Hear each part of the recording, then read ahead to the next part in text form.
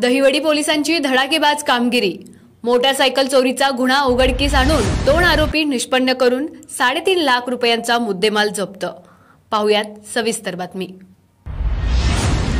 Dahiwadi police ठाण्यात फिर्यादी Shrirang Roman राहणार कोळेवाडी यांनी त्यांची मोटारसायकल चोरीस गेलेबाबत तक्रार दाखल केली होती।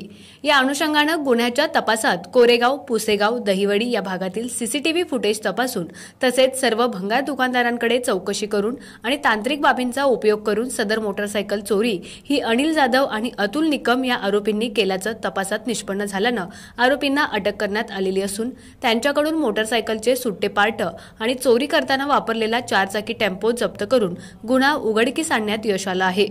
सदरची कामगिरी पोलीस अधीक्षक सातारा, अपर पोलीस अधीक्षक सातारा आणि उपविभागीय पोलीस अधिकारी दहिवडी अश्विनी शेंडके यांच्या मार्गदर्शनाखाली सहाय्यक पोलीस निरीक्षक अक्षय सोनवणे, महिला पोलीस उपनिरीक्षक स्वाती धोंगडे, महिला पोलीस उपनिरीक्षक चांदनी मोटे, पोलीस उपनिरीक्षक गुलाब दोलताडे, पोलीस नाईक सचिन वावरे, पोलीस कॉन्स्टेबल रामचंद्र गाढवे यांनी केले आहे।